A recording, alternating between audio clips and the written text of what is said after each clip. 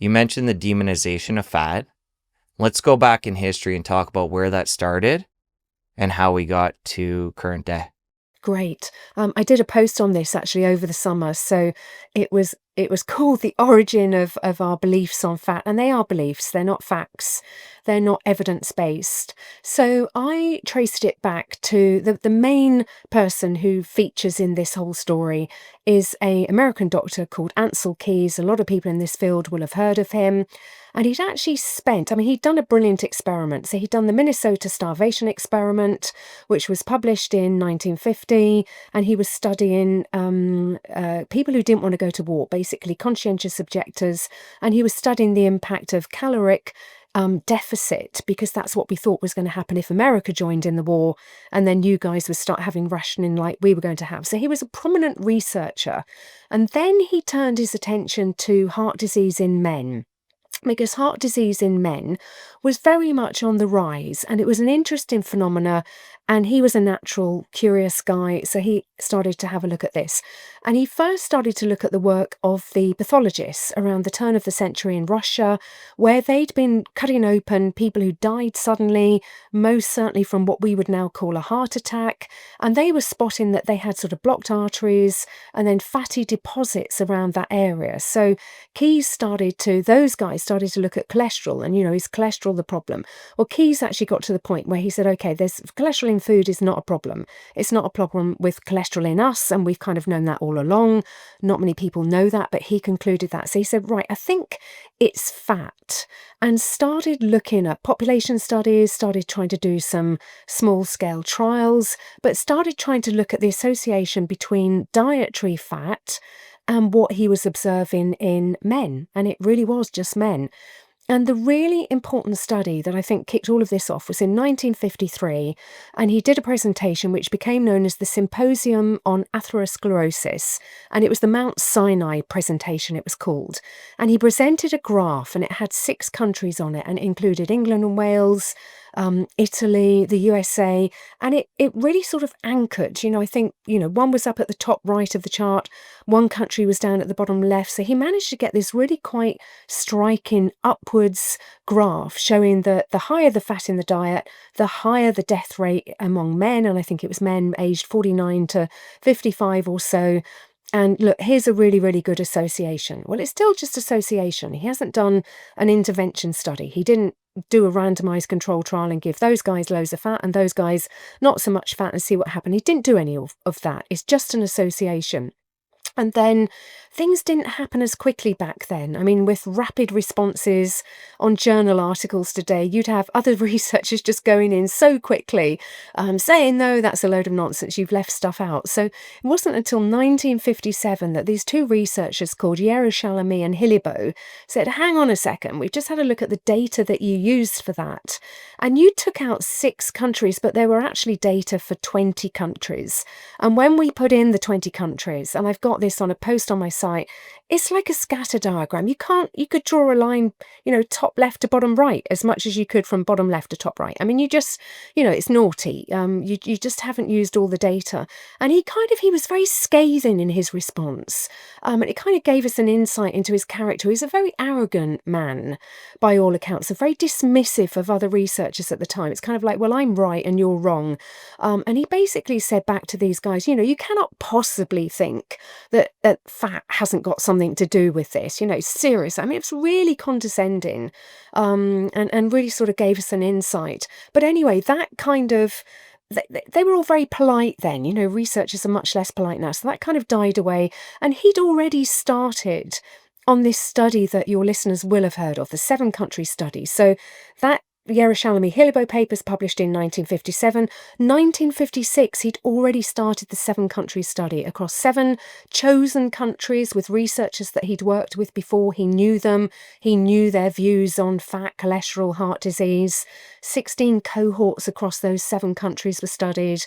And that then wasn't published till 1970. And you mustn't confuse the 7-country study with that 6 countries graph.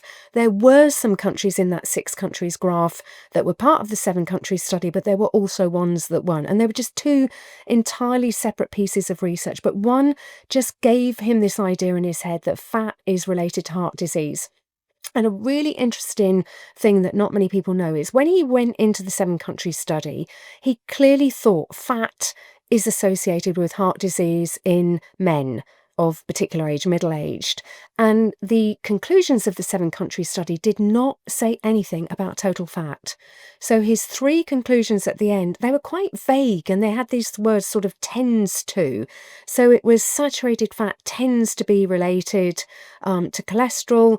Cholesterol tends to be related to heart disease. Saturated fat and cholesterol and heart disease all kind of tend to be related to each other. And it just wasn't very strident in the claims, nowhere near as strident as the claims that he was coming up with back in 1956. But that kind of sowed the idea that fat is bad. Wind forward to about 1977, you've got Senator McGovern over in the US, who was a failed presidential candidate, feeling a bit bruised, wanted to make his impact on the world, arguably has left more of an impact than whoever he lost to, who I can't even remember, because he basically laid the foundation for the dietary guidelines.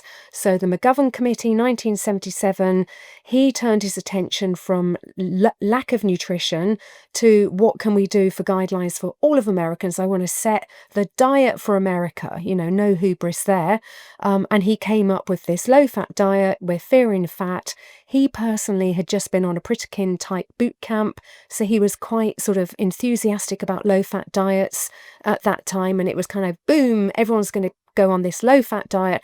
And of course, the minute you take fat out of the diet, the only thing that can replace it is carbohydrate, and that's how we got the foundation of high-carb, low-fat diets. And then what that low carb is, it just makes sense. It's going to be pasta, rice, potatoes, bread, and all the stuff that then ended up on the pyramid in the dietary guidelines for Americans in 1980.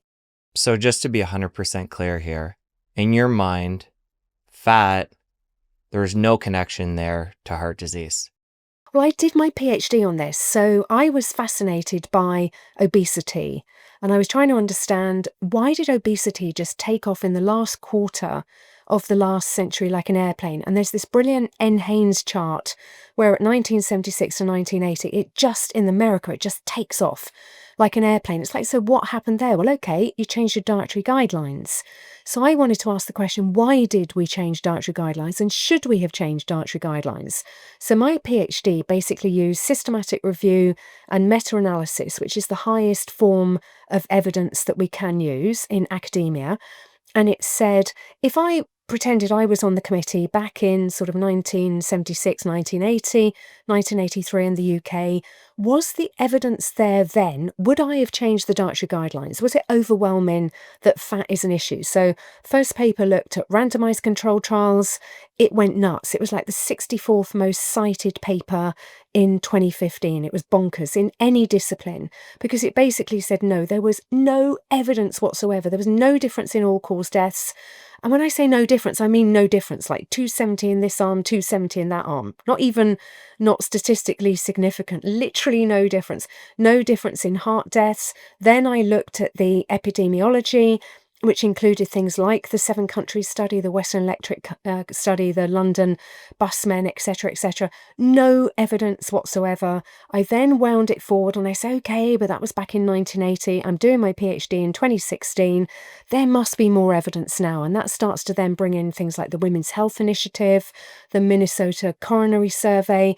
Again, no evidence whatsoever from randomized controlled trials, no evidence whatsoever from epidemiological studies. There is no evidence against dietary fat in terms of heart disease, heart deaths, all-cause mortality. There just isn't. And yet these guidelines still prevail.